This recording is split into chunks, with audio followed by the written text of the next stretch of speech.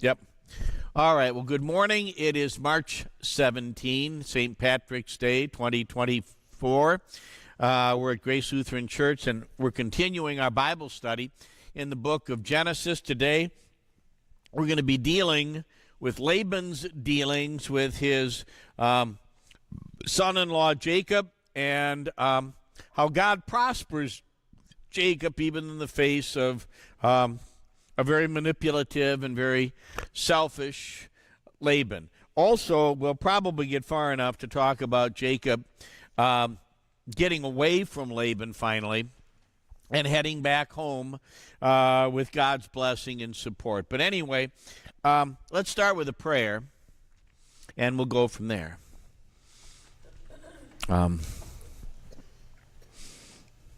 Lord, it's not hard for you to realize that at times I can be very manipulative. I can try to trick people into doing what I want, make them pity me and do what I want.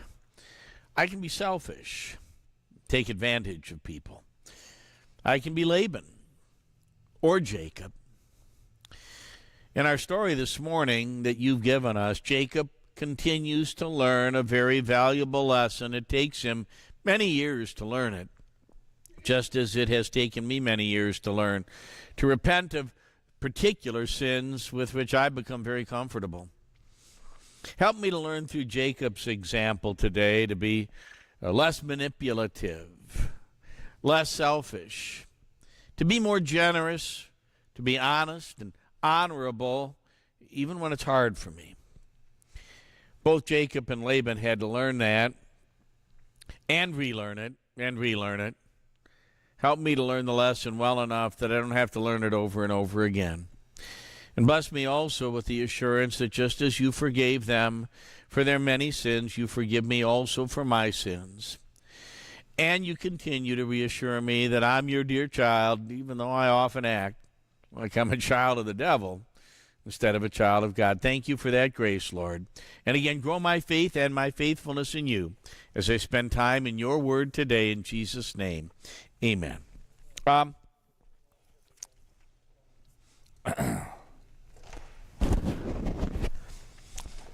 Chapter 30, Genesis, starting in verse 25. After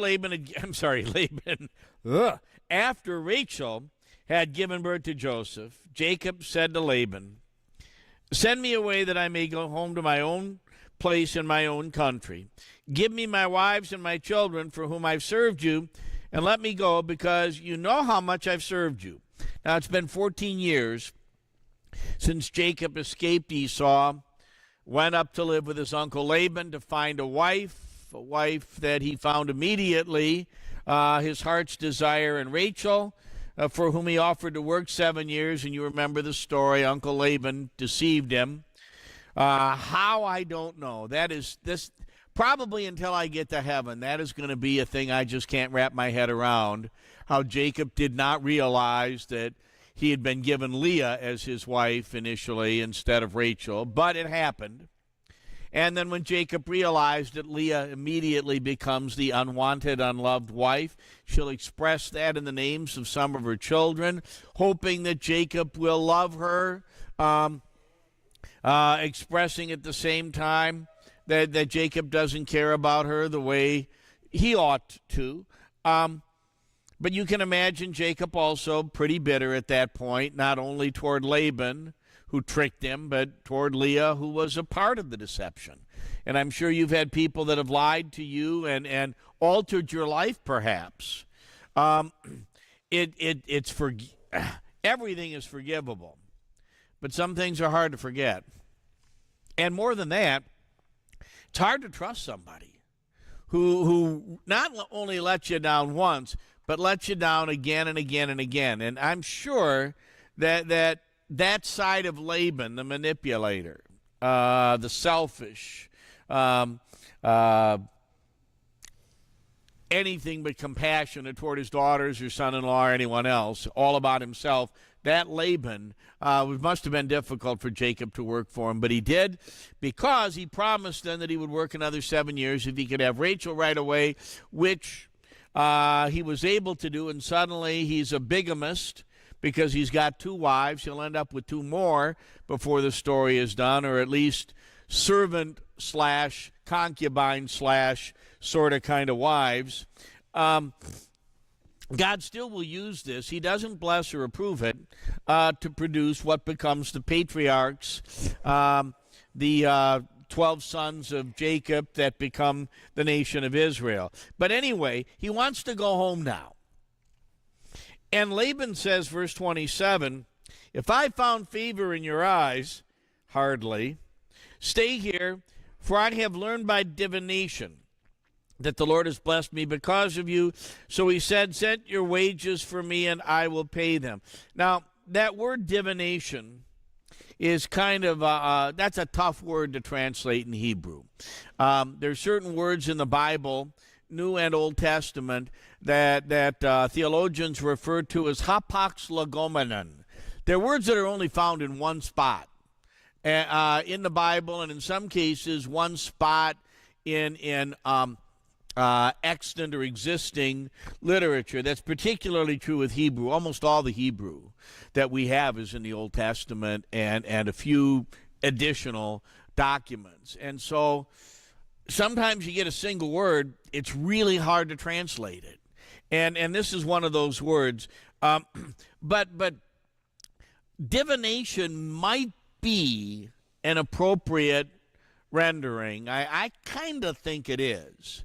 And the reason is going to be because later on when Jacob finally does run away with his wives, Rachel is going to steal her father's household gods. We'll talk about that, why she might have done that. But the fact that he had these household idols or little gods, teraphim they call them, would suggest that he wasn't fully faithful in his worship to the true God, that he had a compromised religion or faith, and that could have involved then trying to predict the future through divination. I would have translated, I'm sorry, not translated. I would explain this away, though, by saying God didn't reveal anything to him that his eyes didn't already see.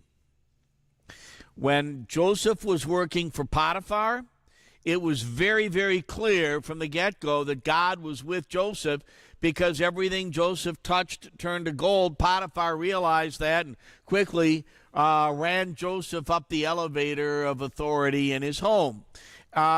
Jacob was golden like that too for Laban. He made Laban a lot of money, didn't take divination. It took just good observation to be able to see that. Now he says, verse 28, set your wages for me and I will pay them. James, anybody ever done that for you? Just looked at you and said, what do you want me to pay you?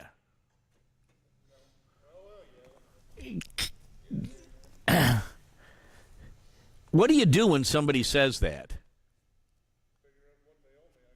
I mean, it's kind of hard, isn't it? You want to, or maybe you want to sell something to somebody, and let's say you want to sell your truck, and or you don't want to sell your truck. I come up to you and say I'd like to buy your truck. What's it worth? You're kind of caught. I don't know. What's it worth to you? And the bartering kind of goes back and forth, and hopefully nobody's insulted. Laban here says, set your wages.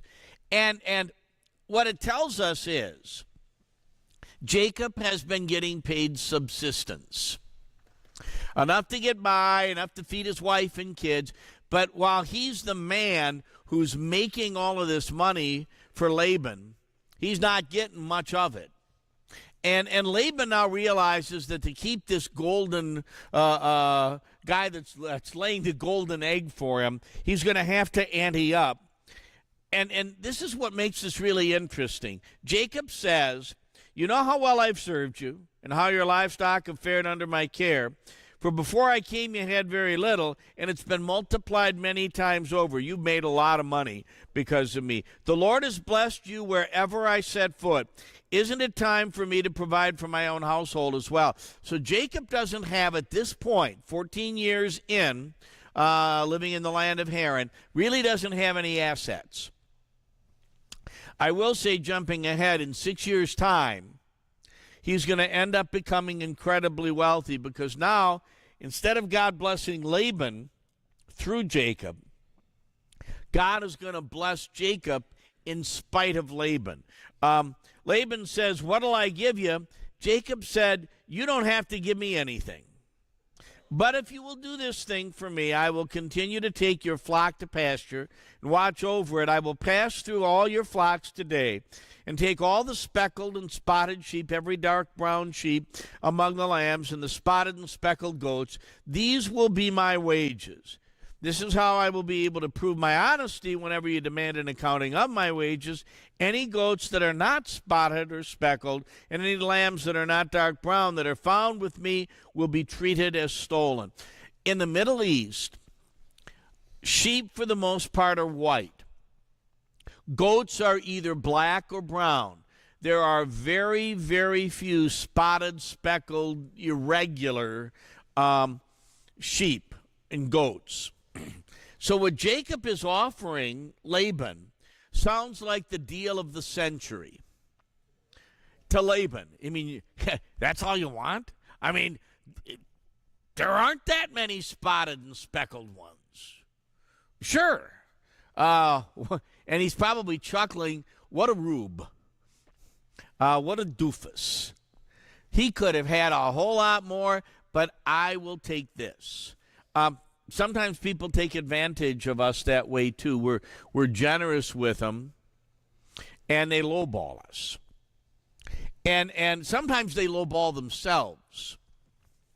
I heard when I was at the seminary, so this is a long, long time ago, a woman was advertising in the newspaper a 1964 Ford for sale. And she wanted just a couple of $100 for it. It had been in her barn for years, and wasn't in perfect condition anymore. And I learned this from a buddy of mine. A guy went out to buy it. It was a 1964 and a half Ford Mustang. Now, Ford Mustangs came out in 1965, but they had a few early cars, incredibly valuable. What had happened was the woman's son had enlisted in the service, bought the car with his sign-on bonus, went off to Vietnam, put it up on blocks in the barn, and did not come back from Vietnam. So the woman kept the car in the garage. She kept a battery in it. She kept gassing it up. She kept running the car. The tires were shot. But that was the only thing that was wrong with the car. That and that the brakes had some rust on them because the vehicle hadn't been moving. She wanted a couple of $100 for a car that was worth thousands of dollars then, tens of thousands of dollars today. And the guy took advantage of her. And literally stole the car when what he should have said was, "Ma'am, you don't realize what you've got here. This thing's really valuable, and it's only going to appreciate in value." He saw the opportunity. He seized the opportunity. And, whatever happened to that car today, those cars today are worth well over $100,000 in adequate condition. And if this was exceptional, worth a whole lot more. So that's kind of what Laban is looking at here. You mean you're gonna sell me this car for a couple of $100? Great. Only God is going to change the narrative here. Notice also Jacob offers to cull out all of the spotted and speckled and streaked and whatever animals that are in Laban's herd. Jacob says, "I'll even do that for you." Now, we'll see what happens in a moment. Verse 34, Laban said, "Very well, we'll do what you've said." But that day, Laban removed all the male goats that were streaked and spotted, and all the female goats that were speckled and spotted, everyone that had any white on it, and all the dark brown sheep, and handed them over to his sons. Then he separated himself from Jacob by a 3 days' journey, and Jacob pastured the rest of Laban's flocks. So what happens here is, and we'll see Laban's attitude later on when Jacob finally leaves. As far as Laban's concerned, this is all my stuff anyway, even if I've told you these are your wages. But Laban insults Jacob. Jacob says, I'll take care of it. I don't trust you, Jacob. I'm going to do it. So he went through his flocks and herds and created what was really Jacob's herd now, and then sends it 3 days away with his son supervising it, even though it belongs to Jacob.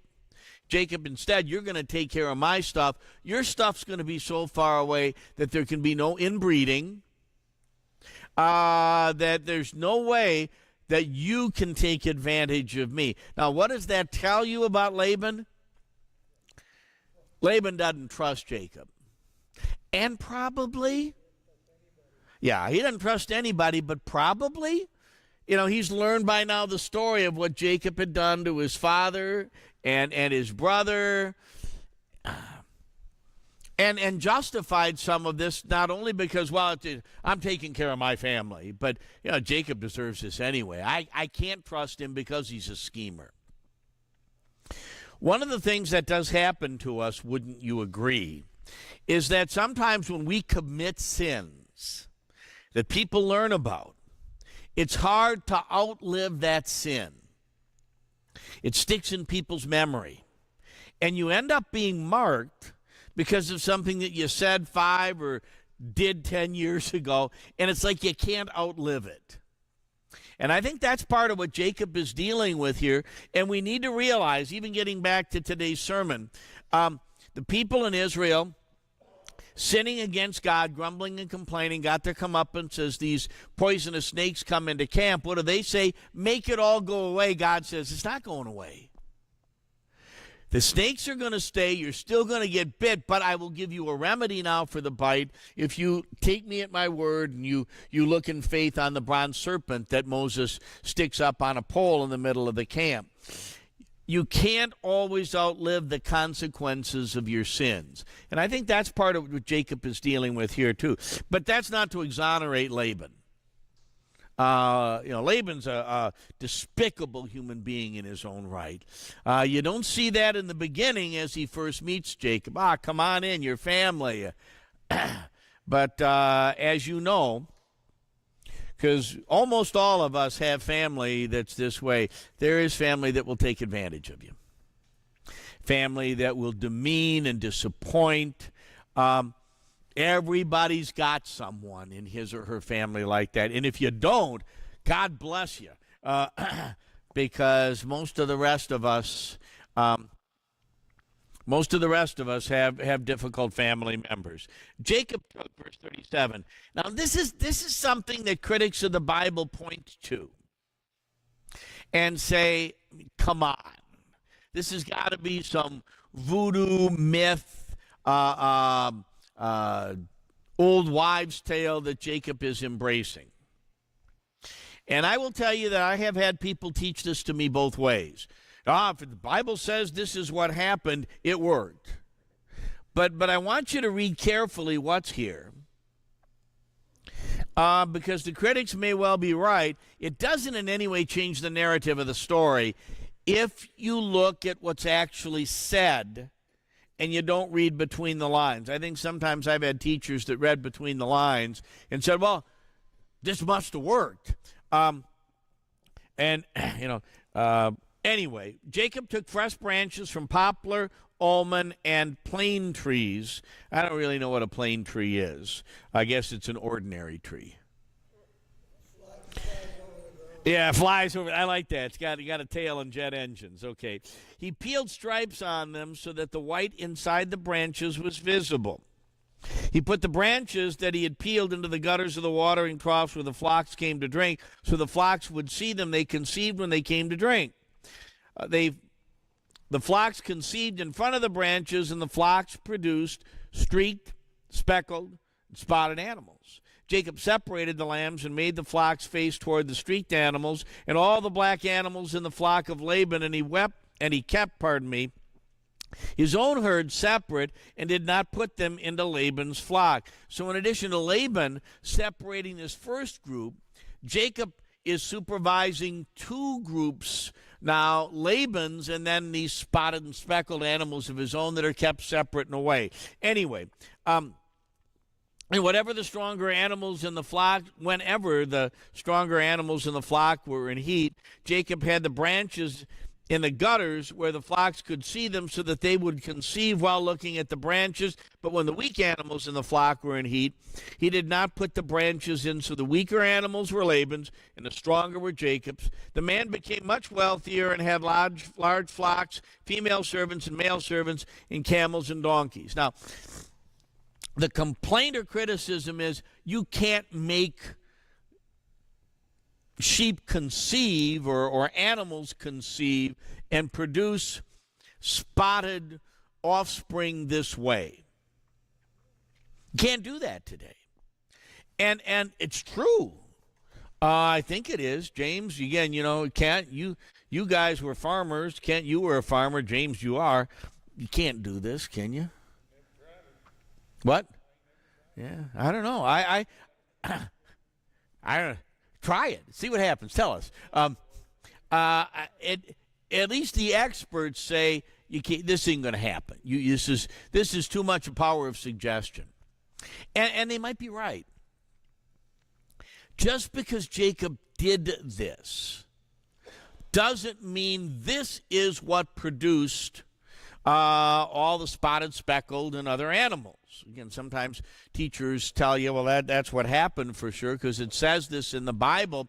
It doesn't say that God blessed what Jacob did by allowing his methodology to produce these irregular animals. All it says is Jacob did it.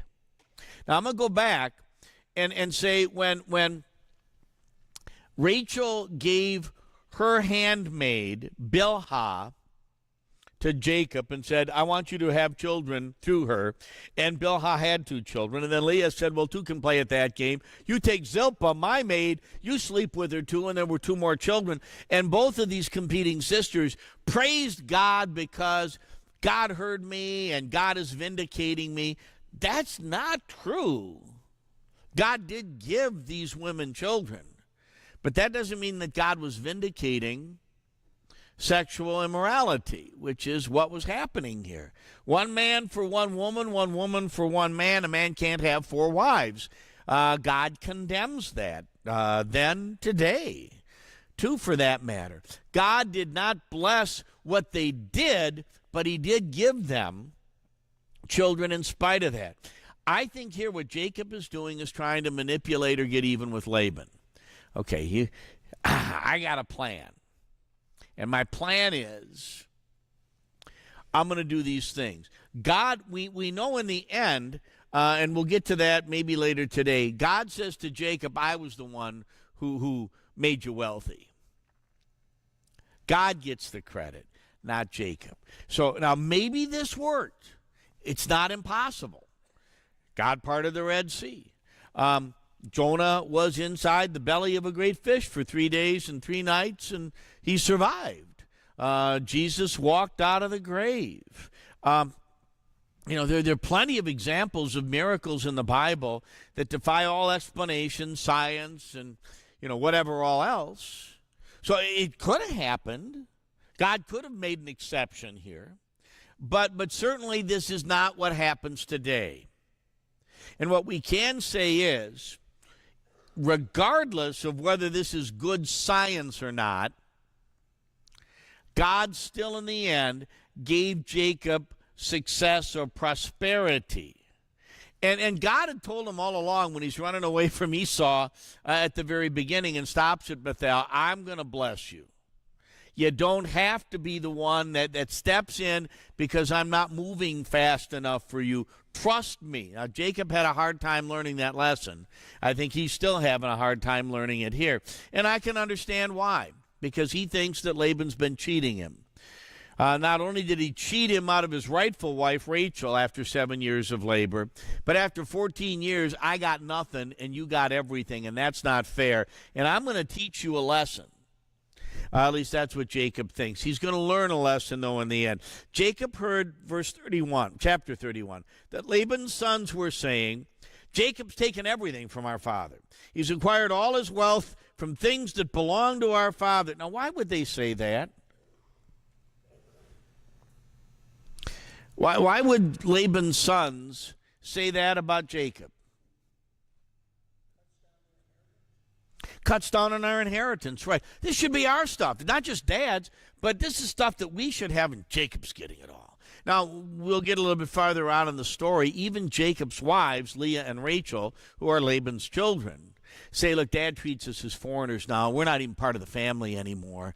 When Jacob says, hey, I'd like to leave, they say, we got no strings attaching us to them, because there's a bitterness. And it's a bitterness over, well, we would say today, dollars. Again, you might be able to look inside your own immediate or extended family, certainly in associations that you have had with other people, where maybe somebody comes into money and everybody else is jealous. Or the inheritance is divided up in a way that isn't exactly equal. But it isn't exactly equal because, and I can think of a particular situation, a couple that had 3 sons and a daughter. And to make a long story short, what happened was, well, the 3 sons all got different financial support from mom and dad while they were alive, and significant financial support. At the end, the daughter got support too, but of a lesser nature. And the daughter took what they had given her, turned it back over to mom and dad to help mom and dad in their latter years. And so mom and dad then gave the remaining assets to the daughter, and the sons were livid. It's not fair. Everything should be divided up equally. They got everything for years and years. She got nothing. And in the end, they thought that wasn't fair when she got what was left. And it was because, in part, they didn't take care of mom and dad at all. The daughter did. It was fair, but it wasn't fair in terms of an equal division of assets. And it divided the family, and there was a lot of bitterness as a result. You see that sometimes. Sometimes the family, you got a parent that may favor one child over another also, and that can create hardship. But here, there's a division in this family over dollars, and the boys are saying, it's not fair. Jacob's got more than we have. We got to do something about this. Verse 2, from the look on Laban's face, Jacob realized that his attitude toward him was not what it had been before.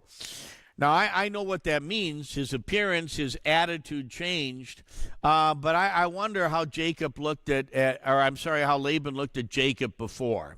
Probably, again, more as a doofus, servant, a guy that could be easily managed and manipulated. And now Laban's found out, I can't beat this guy after all, like I thought. And apparently, there's a very condescending, less than loving, less than patient look. I'm sure you've received that from people on occasion, maybe extended it also. Sometimes we don't have to say anything. Our actions, our appearance sends the message. But Jacob realized that he was no longer loved. The Lord said to Jacob, and return to the land of your fathers and to your relatives, and I will be with you. God had told him that at Bethel also as he was leaving. I'm going to be with you. I'm going to bless you. God had. So now God says, go home, and I'm going to bless you also. This is where Jacob now, verse 4, sent for Rachel and Leah, and told them to come to the field where his flock was. Why would he ask them to come out into the field? I can think of 2 reasons. One, very practical.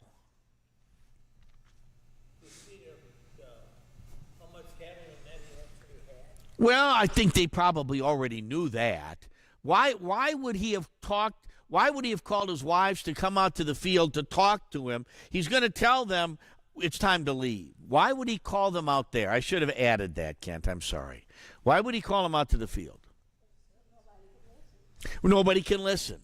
Because there are ears in the camp. Karen, what did you say? Same thing. Okay. I think there's another reason. Couldn't leave the flock out in the field.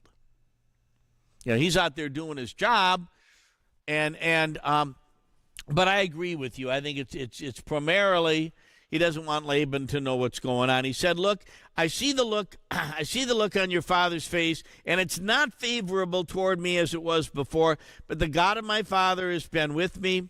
You know how I've served your father with all my strength. Your father has cheated me by changing my wages 10 times." So sometimes Laban would say, well, you can't have the spotted ones anymore. All you can have are the striped ones. Or you can have these miscolored ones now, not that miscolored. And Jacob will explain all of that later. But 10 times Laban adjusts things because he's trying to get an advantage. I would draw a parallel. Have you ever walked up to a checkout area in a store? And there's a long line and a shorter line, and you go, well, I'm going to get in a shorter line. What happens when you get in a shorter line? Yeah, the long line keeps shuffling through, and you're stuck. And so what do? Because I'm going to change lines now. And what happens? You are the line killer. That's what happens. And so you think, okay, I'm gonna get control of the situation. You find out this is not a situation you can control, and that's what Laban doesn't realize here. No matter what he does, God is on Jacob's side. God is going to prosper Jacob in spite of Laban, and Laban is not going to succeed, as his sons have already said. Anyway. God did not allow him to hurt me. God stopped him every time. Verse 8, he said, the speckled animals will be your wages. Then all the flocks gave birth to speckled young. If he said, the streaked animals will be your wages, then all the flocks gave birth to streaked young. In this way, God has taken away your father's livestock and given them to me. I think that's an important point, going back to the previous discussion about Jacob trying to, through all of these different pieces of wood in front of the feeding troughs and the watering troughs, trying to manage what kind of animals would be born. I think you can manage stronger versus weaker, but I'm not sure about coloring. Anyway, he says, God's done this. God did not allow him to hurt me.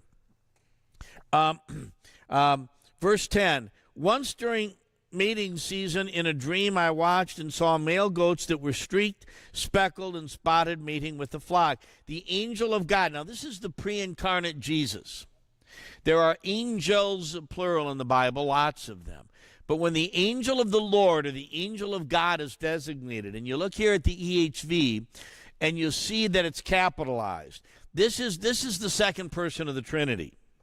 And we know that because oftentimes in these settings, the angel of the Lord or the angel of God speaks as God, not just for God. The word angel, angelos, means messenger. Okay, but this is when the angel is speaking as God. It's because the angel's God. Called out to me in the dream, Jacob, and I answered, I'm here. He said, look, all the male goats mating with the flocks are streaked, speckled, and spotted, because I have seen everything that Laban has been doing to you. I am the God of Bethel, who anointed a memorial, where you anointed a memorial stone and where you made a vow to me. Now get going. Get out of this land and return to the land where you were born. So he's telling his wives, God gave me this vision. God spoke to me. Again, the angel of the Lord here is speaking as God, so this is God. Leah and Rachel answered him, do we still have any share of the inheritance in our father's house? Now, that's interesting. It's not only that they're not going to get an inheritance. A lot of times daughters didn't in those days. But what's also an issue here is, now, I don't know, James, whether you got this with Katie or not. Did you get the bride price? Okay. That's not a discount. In ancient times, and in certain civilizations today, if you are going to become betrothed to Katie, her father is going to give you a certain amount of money. I'm sorry, let me reverse that. You're going to give her father, a certain amount of money. I don't know what to say there. I will get me in trouble and you in trouble. But you give her father a certain amount of money in compensation for the loss of his daughter. You're not buying her really, though. That they call it the bride price. But what her father was supposed to do is then take some of that money and use it for himself, because there's a loss. She was useful to the family. She's no longer there, can't be useful. But he was also supposed to do in the ancient world was to save some of that money and invest that money in case you die. Because if you die, she's got to come back home. And that money is like an insurance policy to take care of her then. Now, in Laban's case, that was true also. There was a bride price, not just the 7 years, obviously, for Leah and Rachel. Jacob paid him something, but he spends all the money. And they're saying, something happens to you, we've got nothing.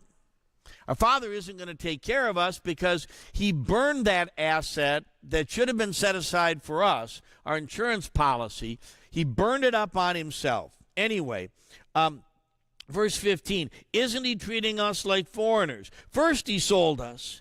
Now he's used up all the money he received for us.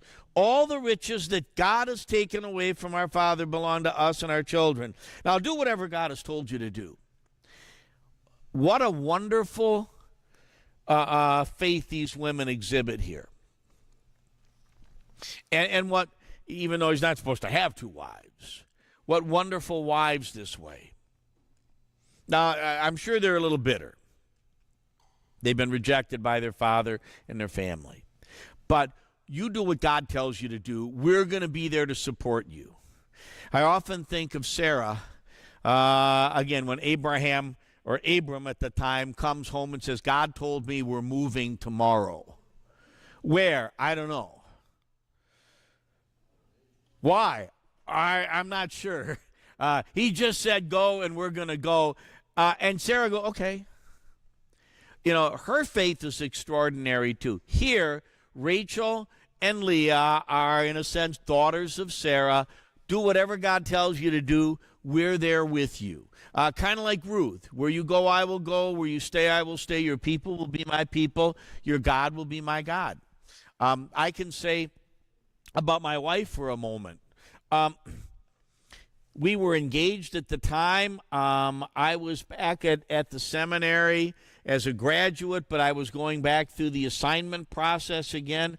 When seniors from the seminary are finishing up their time in our school, they go through what's called assignment day, and it's really kind of interesting because they're all sitting there in the chapel and their name gets called, like Steve Stone. And Steve Stone comes up. It's kind of like on the game shows, come on down. Steve Stone. And Steve gets up, and Steve starts walking toward the front. Now, they call his name out, and about halfway down the aisle, Steve Stone, Podunkville, Idaho. And you'll hear people go, or maybe it's, something, Honolulu, Hawaii. Oh! So, And you got to hold a straight face while you're walking up in front, not looking disappointed. Huh? Yeah, well, yes, you would. You get trained to do that. Anyway, what happens is, here, I just lost my place. Do whatever God has told you to do. My wife is sitting with me. And they called my name, and I'm walking up in front, and they said, Fayetteville, Arkansas. We both went blank. We couldn't remember in that moment whether Fayetteville was east or west of the Mississippi, Arkansas was east or west of the Mississippi. But she went with me, left a really, really good job. She'd have been running a hospital if it weren't for me ruining her life. Left a really good job to come here. We have had opportunities over the years to leave, some of which were very attractive and could have been advantageous in certain personal ways. Her attitude has always been, whatever you believe God wants you to do. You don't find that kind of person everywhere, and I'm grateful that she is my wife. I'm sure you are too. She's a lot nicer than I am. But that's what Leah and Rachel say here. Do whatever God's told you to do. We'll go wherever. Verse 17. Then Jacob got ready to go. He placed his sons and his wives on camels. He took all of his livestock and all his possessions that he'd accumulated, including the livestock that he'd acquired in Padan Aram. He set out to go to Isaac his father in the land of Canaan. And he waits now. If you look at verse 19. Now, when Laban had gone off to shear his sheep, Rachel stole her father's household goods. Sheep shearing was kind of like Christmas or Easter, a very predictable time. And when it happened, all the menfolk, and we see this in the story of Ruth with Boaz, all the men go out in the field at harvest time. They would all gather together. It was kind of a boys' night out, but it would be many days out. So Jacob knew when this was going to happen. And he waits for it to happen. When Laban is gone and all of his boys are with him, and he probably begged off in some way, gave some excuse for why he couldn't be there. David, by the way, will do the same thing at one point to avoid assassination from Saul. Saul's going to have a little family spiritual festival. A new moon celebration at the beginning of the month. He invites David, and David says to his best friend Jonathan, I'm not coming because I think your dad wants to kill me. Jonathan said, no, he doesn't. He said, yeah, I think he does. And he said, you go and you tell him I had a family obligation. And when he does that, Saul erupts in anger, and that's when Jonathan says, oh, he was right. My dad does hate David after all. David knew what was ahead, and that's when he got while the getting was good. Same thing happens here. Jacob knows that during sheep shearing, Laban's going to be occupied with merrymaking. And so he takes off with his family. He's going to get a 3-day head start. One other thing, though, back here in verse 19, Rachel stole her father's household gods. Now, there are two ways to understand this. I mentioned this earlier. It might be, and some commentators say this, that Rachel took them because she wanted to worship these additional deities or sub-deities. I don't believe that personally because of what she had just said. You do whatever God has told you to do. That Rachel was a monotheist worshiping the one true God rather than a polytheist worshiping the true God and other gods too. There's another explanation other than that she wanted these idols for herself spiritually. In the ancient world, if you got the household gods when your father passed away, it meant that you received the double portion, the senior offspring's share of the inheritance, maybe the entire inheritance, depending upon the culture. So possessing the household gods meant that you were going to get everything materially. I'm more inclined to think that's what Rachel was going to do. Kind of dumb, because she's going to end up down in Canaan, a couple of 100 miles away from Padan Aram. Communication then wasn't what it is now. If Laban passes away, the boys on site are going to get everything anyway. But for whatever reason, and again, God doesn't explain it to us here, but Rachel might be accused of being an idolatress by some commentators when they really don't have justification one way or the other to say that. And again, when we do Bible study, you got to stay tight to the text. What do the words say? Not what are we going to read between the lines and find out. We don't know why she took them. All we know is she took them. She's not going to get caught. We'll get to that a little bit later. Jacob deceived Laban the Aramean by not telling him that he was running away. So he fled with all that he had. He set out, crossed over the Euphrates River, and headed toward the hill country of Gilead, which is in the Transjordan area. Later on, it will become the land of Perea. Jesus will conduct part of his Galilean ministry there. The land of the demon-possessed man, the land of the Gerasenes, that's all in this Gilead area. But anyway, he takes off. He gets a 3-day lead.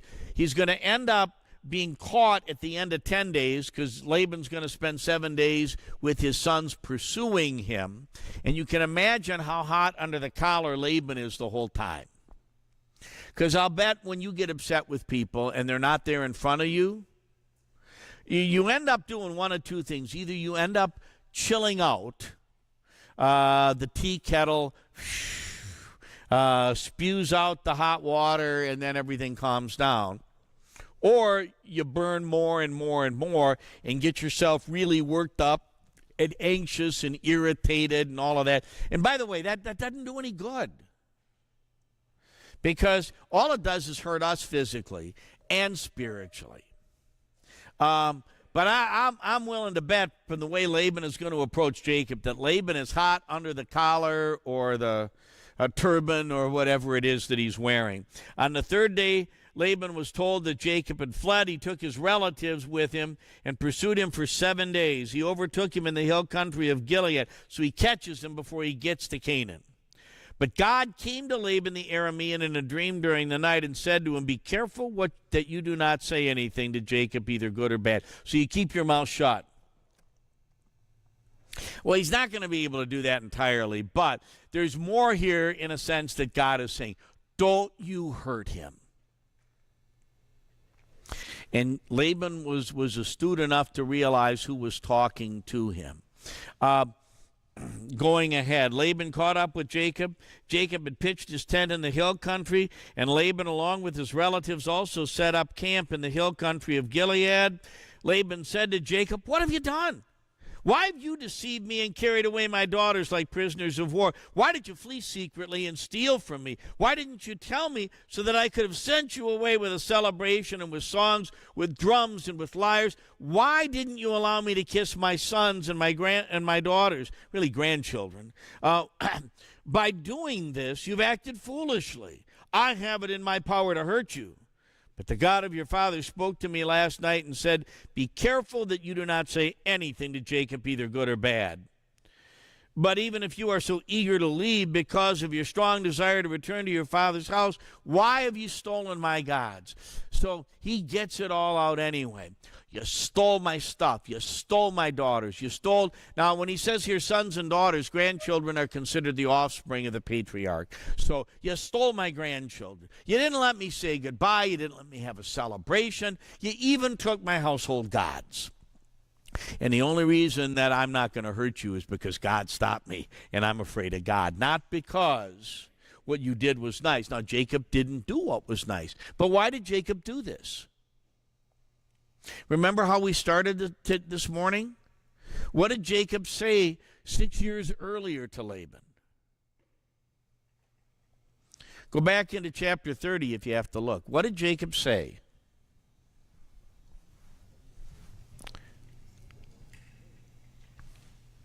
Anybody? Well, he's okay. He said, "I want to go home," and Laban said, "I'll pay you instead to stay." He wanted to go home 6 years earlier, and Laban kind of pressured him into staying. This time, he doesn't tell him again because he doesn't want to be pressured again. He wants to leave, but he's got a different reason. He wanted to go home because I'm sure he was homesick and tired of dealing with Laban 6 years earlier. Now God has said, go home. He's got to go. It's not about getting Laban's permission anymore. He is now under God's direction. He has to go. And Laban is going to try to stop him. Maybe Jacob thought, maybe he's got enough powers of persuasion. He could convince me to stay. I don't want to get in trouble with God. But again, Laban accuses him here on top of everything else. And he believed that everything Jacob had belonged to him because he was the head of the family, and in a sense it did. Why have you stolen my household gods? We'll go on just a little bit farther, and then we'll close. Jacob answered Laban, Verse 31, I was afraid because I thought that you might take your daughters away from me by force, which he probably would have done. But anyone with whom you find your God shall not live. In the presence of our relatives, identify anything that I have that belongs to you and take it. Jacob didn't know that Rachel had stolen the household gods. She didn't tell him. So Laban went into Jacob's tent, into Leah's tent, into the tents of the two female servants. Now that's Bilhah and Zilpah, the half-wives, but they're called female servants here, not wives. But he did not find the gods. After he left Leah's tent, he entered Rachel's tent. Rachel had taken the household gods and put them into her camel's saddle, and she was sitting on them. Jacob felt all around the tent, but he didn't find them. Rachel said to her father, do not be angry, my father, because I cannot get up in your presence. I'm having my period. He searched, but he didn't find a god. She's sitting on top of them saying, I can't get up because it's my time of the month. Yeah, she does. I was just going to say that. They're all liars here. Of course, what would have happened if she'd told the truth? Then there would have been consequences. I don't know that Laban would have killed his daughter. But she certainly would have been humiliated. And who knows? You know, it might have jeopardized the escape when it was all said and done. I'm not justifying her lie, but you got to say the woman was creative. She had a plan. Anyway, Jacob became angry and argued with Laban. Jacob responded to Laban, what's my crime? What is my sin that you set off in hot pursuit after me? Now that you've rummaged through all my belongings, what have you found there that came from your house? Set it out here in front of my relatives and your relatives so that they can settle the case between the two of us. What evidence do you have? Put it out there in front for everybody to see. Again, he doesn't know that Rachel actually had stolen this stuff. And by the way, imagine what's going to happen when he finds out. Imagine that you're Rachel when he finds out you stole the household gods. Later on, the same thing is going to happen to him again.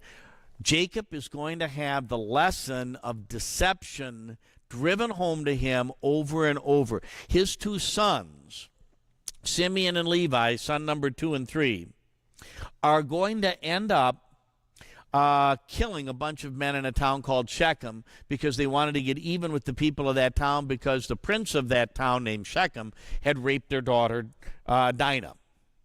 And they get even by conning the men of the town to be circumcised, and they tell them, if you're circumcised, then we'll all merge together as one big happy family. And while they're recovering from the surgery, the two boys of Jacob go in and put to death all the men of the town. They're in the middle of Canaan when this happens. And Jacob will end up looking at them going, are you two people the biggest village idiots in the world? Do you realize we're a small group of people? We're in the middle of these Canaanites. You've just slaughtered the inhabitants of a town. What do you think's going to happen to us now? I'll bet you he was livid then. Obviously, God protected them. Nothing happened.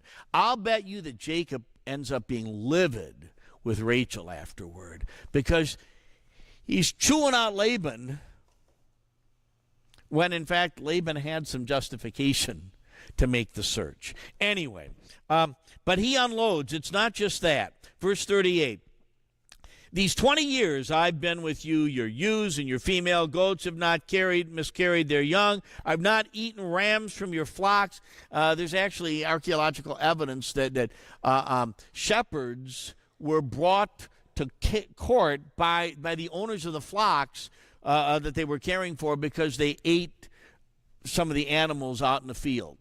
And that was apparently unacceptable. Anyway, verse 39, I didn't bring to you those that were torn up by wild animals. I bore the loss myself. You made me pay the bill or pay for all the losses, whether they were stolen by day or stolen by night. I was the one out there consumed by the scorching heat of the day, by the frost at night, and sleep fled from my eyes. These 20 years I put up with this in your house. I served you 14 years for your 2 daughters and 6 years for a share of your flock, and you've changed my wages 10 times. Unless the God of my father, the God of Abraham, and the God revered by Isaac had been with me, you certainly would have now sent me away empty-handed. But God saw the oppression I suffered and the labor of my hands, and he rebuked you last night. You ever told somebody off that way? This is righteous anger, as close to it as you can get. But he lets Laban have it. And I'll bet you that has been building up for 13 years. First 7 years, we're told he worked for Rachel. It seemed like a day to him because he loved her so much. But from that moment when he was deceived and given Leah instead of Rachel, I think this has been brewing in Jacob. He has kept it bottled in, and he unloads. Anyway, we'll stop here. We'll go a couple verses and then stop. Laban answered Jacob, these daughters are my daughters, these children are my children, these flocks are my flocks, and all that you see is mine. But what can I do today about these daughters of mine or about the children to whom they've given birth? Now come, let's make a covenant, you and I, and let it stand as a witness between you and me. We'll close with that. What he's saying here again, in affirming what I've said earlier, Laban thought everything belonged to him. He's the patriarch, the head of the family. Even though this was Jacob's, this is why the brothers were also bitter toward Jacob. Because they said, this isn't your stuff, this is our dad's, and we should get an inheritance, and we're not going to get it now. But you can see the possessiveness of Laban here. He's going to ask for a covenant. We'll discuss that next week. But Laban is not an honorable guy. And unfortunately, there are dishonorable people in your life and mine. We have to live with them. We have to be honorable when they aren't. And sometimes there are consequences for that. But always God is honored when we behave righteously. And God's dishonored when his children behave like the heathen. And I'm not saying Laban was an entirely heathen person, but he's sure not an honorable man. Jacob does maintain the high ground here, and I would add this, even if he was frustrated, he was speaking the truth. And Laban needed to hear that truth. Jacob's laying the facts out in front of him. And you and I also need to speak the truth to people. In love, as gently as we can, we're told by Peter. Let your gentleness be evident to everyone. But we got to tell the truth, and Jacob certainly did that here. Anyway, let's close with a blessing. The Lord bless us and keep us. The Lord make his face to shine upon us and be gracious unto us. And the Lord look upon us with favor and grant us his peace. Amen. Thank you for watching. Thank you for being here. Have a wonderful afternoon, whatever it is you're